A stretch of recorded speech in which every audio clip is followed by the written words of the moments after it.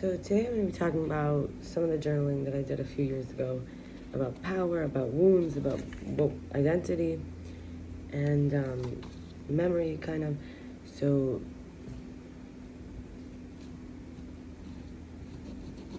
starting with power, and it's like we have to say what takes our power, what gives our power as a circuitry. And I came up with things like sunshine, making art, collaboration, safe, uplifting, communion, being of service, feeling connected to God, feeling immune to the mental patterns, feeling invested in, powerful eye contact where my soul is feeling connected, music, potentiating via just like making potentials for whether it's charm or attraction or even flirting, like interaction, connecting with a group, movement, or in those days I was doing yoga or Pilates. Just like yoga is like for strengthening and flexibility, and Pilates is for core and lengthening. Meditation, writing, learning the truth, loving others, nature, being around animals, making holistic, nutritious, tasty food, hope, inspiration, water bodies, dance, feeling free, and singing. Then I read about my wounds. Do I use my wounds to wound others, whether it's punishing, judgmentalism, intolerance, protection, desire, like I can't handle the negativity as a false belief. Immunity is defenseless to fear, right? And that's lack of abundance, time or attention or money or space or food. It's inability to self-soothe or carry my own burden.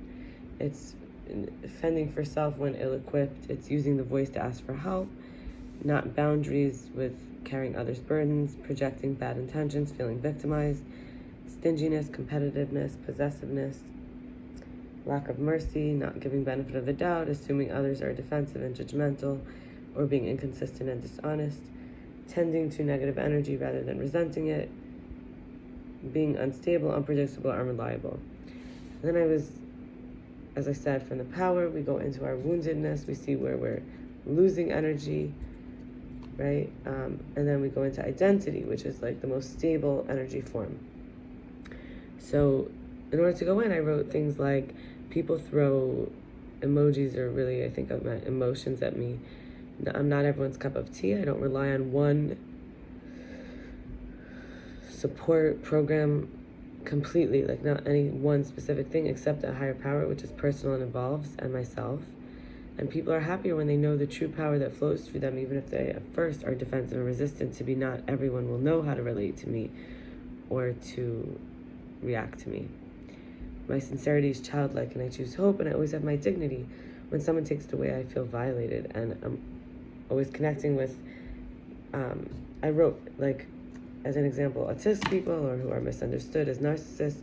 It's a rewiring of the brain. Narcissists are anxious autistics who are always on the defensive, triggering vulnerabilities, trying to prey on someone for attention, because they really need attention so badly, they'll do the bad behavior to get it.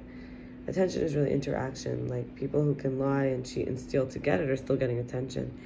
And I don't have to pretend.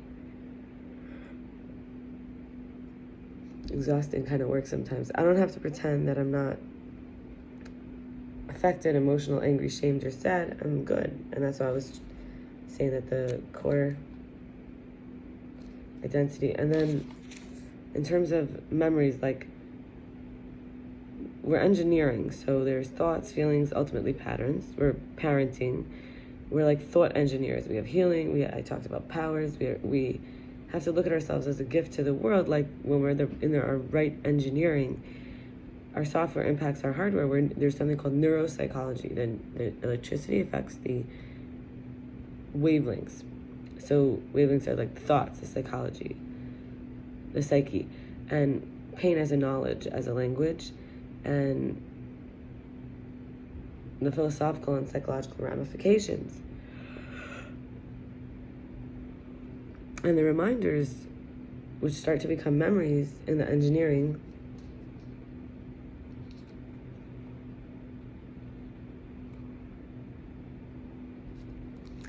is if I'm too much for someone, and too much in quotes, like having to forego my needs, unable to have boundaries or respected the boundaries, feeling unsafe, forced to chase, or the only one giving and making the effort, alone and continuously growing, not having a secure connection that's reliable, interested, present, attentive, soothing, a person who appreciates me and my developmental challenges, which means both my development and my challenges, then it or they is or are not meant for me. Finally, the realizations I had was just like, these are memories becoming, right? So reminders engineered into memories. I think it's from 2020, so not that long ago, just a few years ago, like 3.5 years ago. So seeing me as good and doing good and wanting to offer everyone that reassurance. And I was remembering a friend of mine when we were in two situations where a man wanted to violate me. And in one situation, she kind of protected me, like she was in between us in the bed. And another time, she couldn't really protect me. She was like involved with someone. There was multiple men, so she was with one. And I was kind of in my own area. I remember opening my eyes to be looking into some men's eyes staring into me as I couldn't say no to or stand up for myself, with another person who was next to me, making me very uncomfortable, doing things I didn't want to be done to me. So when I apologize to the past me, I can start realizing I'm alive and protected. And for example, what that brought up for me was missing my nephew. That in feeling that there was boundaries I had to create with my sister, stand up for myself, say no, there was like a price, which was my nephew, time with him. And ultimately also later on after that, my niece, and then my next niece. So there's an uncertainty about whether the situation of standing up for myself would bring regrets. And also, like, I had a roommate and I cared so much about what he thought, but I made myself uncomfortable for it. So starting to not care about what he thought, and then it brought up inside of that I didn't know how someone was who I said no to, a man who wasn't Jewish, but I was involved with him, this is many years ago, and I felt like I didn't want to commit to him. I didn't want a relationship with him, but we would kind of like just keep each other company, make food together, go on walks, go out for a drink, be intimate physically, in all the areas that we wanted a connection. And then I realized when saying no to that, I also didn't get to know how he was anymore. I lost like the friendship part of it too. So realizing that my old friends used to probably think, when I look back on it, probably think I was crazy sometimes, or judge me or mock me. And that my siblings, for example, my sister that I mentioned, keeping her kids away from me even though I loved them, or my older sister when she went off on her own little journey and then kind of told her kids things about her siblings that were not, or her family that were not positive. And so her kids, she kind of like poisoned them.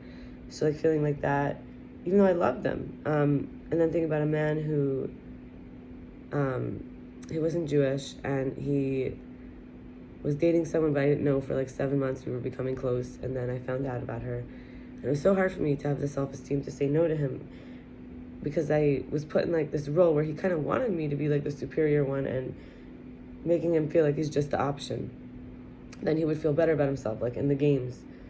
But when I think of all these memories, and he used to like want me to be like wanting to serve him and be so above him that I just had extra. Like he wanted me to share pleasure with him, but he didn't have to do anything. He wanted to be like the lower one, the smaller one, not the giver. So when I look at all these things, I think about Mother Earth, how I can cling and hold, like she holds me with like a gravity. And I don't like, and that there's this dark interwoven forest web that a lot of men the masculine can be afraid of, getting stuck in like the web, or like in the darkness, that the light doesn't go very far, like anything could pop out, unpredictability. And like, but then for the life in us, it could be the stability safety net, like we're like a magnet, you can't get away from it, it's like holding you. And then we can know how far we want to go from our start, from our place. And finally I realized, like, I didn't really feel like I had an emergency contact, and I'll leave it there. I'll leave it there today. And how to live in that, how to say who is someone that I could really reach out to, and is there ever going to be a human being? And if I was, for example, chas v'shalom, like, for God forbid, in an emergency, someone could say, let's say someone gets hit by a car, and they're unconscious, and then they could operate on them, and then their body's just cut open. They have no one to call. They have no one that could show up for them. So, in a way, I think that transformed me to want to be the emergency contact for anyone. No one should be in an emergency without feeling like they're connected. So, yeah. Okay. Thank you. Be well. Bye.